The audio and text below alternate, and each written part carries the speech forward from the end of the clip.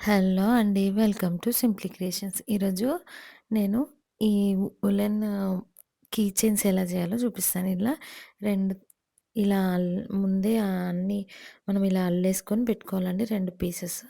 2 pieces పెట్టుకున్నాక దీంట్లో ఒక పీస్‌లో దీన్ని ఇలా ఈక్వల్‌గా ఇలా మలిచేసి మొత్తం జాయిన్ చేసుకోవాలి. నేను చూపిస్తున్నట్టు ఒక సైడ్ ఎడ్జ్‌తోని జాయిన్ చేసేసి కట్ చేయాలి థ్రెడ్.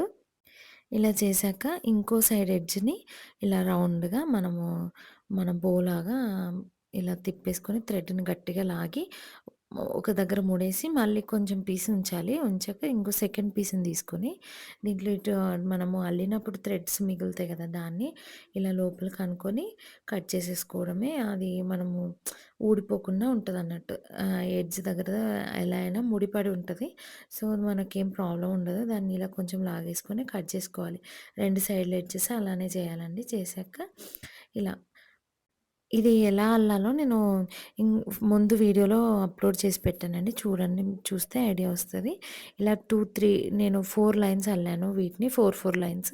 మన ఇష్టం మనం ఎన్ని లైన్స్ కావాలంటే అన్ని లైన్స్ అల్లి ఇలా మనం బోలాగా చేసుకొని దానికి కీ చైన్ రింగ్ ఏస్తే సరిపోతది. కీ చైన్ లాగా అయిపోతదండి.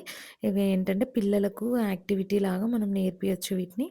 మంచిగా సండే, హాలిడేస్ అప్పుడు వీళ్ళకి వాళ్ళని ఎట్లా ఎంగేజ్ చేయాలంటే ఇది నేర్పిస్తే చాలా బాగా వాళ్ళకి కూడా కాన్సంట్రేషన్ పెరుగుతదండి. ఇలాంటి యాక్టివిటీస్ వల్ల వాళ్ళకు కాన్సంట్రేషన్, పేషెన్స్ లెవెల్ పెరుగుతాయని నాకనిపిస్తది. సో, మా పాప కూడా నేను ఆటోమేటిక్‌గా అల్లుతుంటే నేర్చుకుంది. వాళ్ళకి అంత తొందరగా రాదు. But okay. వాళ్ళకు ఇంట్రెస్ట్ ఉంటే ఫాస్ట్‌గా లెర్న్ చేస్తారు. చూడండి ఇలా అయిపోయినంక ఇలాంటి రింగ్స్ బయట దొరుకుతాయి. దాన్ని తీసుకొచ్చి మనం ఈ థ్రెడ్‌లోకి ఇలా ఏసేయడమే.